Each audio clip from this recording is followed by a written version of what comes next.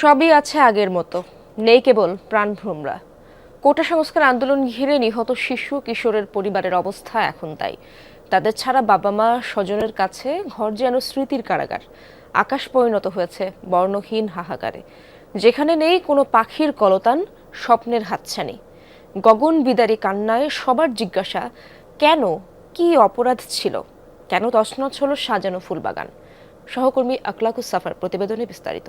Ceylon family ব্লেন্ডের কড়ালিকার আর সতেজ স্বাদের perfect ব্লেন্ডে স্বপ্নেরা মিলুক টানা। তো ঠিক মাঝে না মেবি এই জায়গাটা ছিল আর কি, এই জায়গাটা বুলেটটা ঠিক এই দিক দিয়ে আসে, এসে বাবুর ঠিক একেবারে ডাইন চোখের এদিকে লেগে এই পিছন সাইডটায় মানে এসে হয়ে ঠিকে যায়, বুলেটটা বের হয় না। তো আমার হাতের উপরেই গুলি খেয়ে কোনো মানে আওয়াজ করতে পারে নাই, ডাইরেক্ট এভাবে হাতের উপর পড়ে গেছে আমার হাতের উপরে। গ্রামের বাড়িতে আহাতকে চিরঘুমে রেখে ওই ঘরে ফিরেছেন বাবা আবুল হাসনাত শান্ত।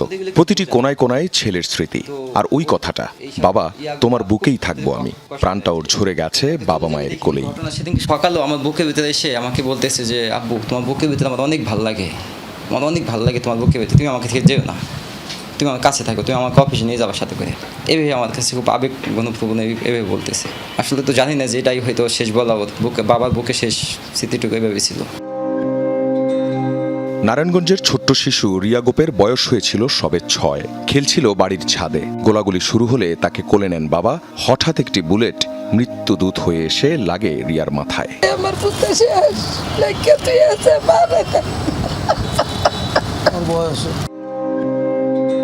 বাবার সাথে খামারে কাজ করত 13 বছরের মোবারক। দুধ বিক্রি করত বাসায় বাসায়। বড় আগ্রহ ছিল খেলাধুলায়। 19 জুলাই মিছিল দেখতে গিয়ে নিভে গেছে তার জীবন প্রদীপ। শুক্রবার দিন নাকি ওর মারে কইছে, মা আমার নেম প্লেট আইব। ও ছেলেটা খেলাধুলা করতো, নেম প্লেট আইব, নেম প্লেট তো বোঝে না ওর মায়। নেম প্লেট আইলো, আমার ছেলের ডেথ সার্টিফিকেট আর মেডিকেলের সার্টিফিকেট আর আজিমপুর গুরুস্থানের সার্টিফিকেট স্যার।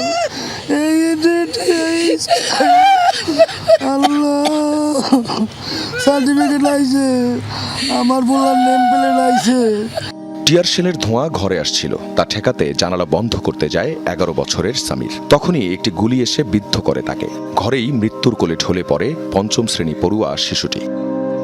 20 জুলাই বিকেল টিয়ার শেলের গ্যাসে রাজধানীর চিটাগাং রোড এলাকা ধোঁয়াচ্ছন্ন। খোঁজ পাওয়া যাচ্ছিল না 10 বছরের হোসাইনের। রাতে ঢাকা মেডিকেলে লাশের স্তূপের নিচে পাওয়া যায় তার মরদেহ। 18 জুলাই নরসিংদীতে গুলিবিদ্ধ হয়ে প্রাণ যায় 14 বছরের তাহমিদের। 9ম শ্রেণীতে পড়ত সে। 16 বছরের নাইমা উত্তরার বাসার বারান্দায় উদ্বিগ্ন মায়ের সাথে দাঁড়িয়ে দেখছিল কি হচ্ছে বাইরে। কিছু বুঝে ওঠার আগেই গুলি এসে লাগে তার গায়ে। সাথে সাথেই মৃত্যুর কোলে ঢলে পড়ে 10ম শ্রেণীর ছাত্রী নাইমা। যাত্রাবাড়ি এলাকায় রাস্তায় পড়ে থাকা আহত একজনকে হাসপাতালে নিয়ে যাচ্ছিল 16 বছরের ইফাত। হুট করে গুলি লাগে বুকের বাঁ পাশে। চলে যায় ইফাতের প্রাণটাও।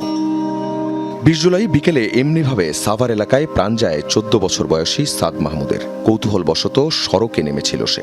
একটু ফুটবল খেলতে পছন্দ করতো।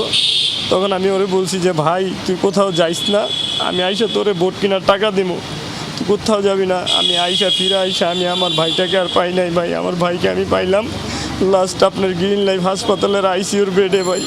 আমি আর আমার ভাইটাকে ফিরে পাই নাই ভাই। সহিংসতায় গুলিবিদ্ধ আর প্রাণ যাওয়াদের বেশিরভাগই শিশু কিশোর আর তরুণ। এক অসীম শূন্যতায় পরিবারগুলো।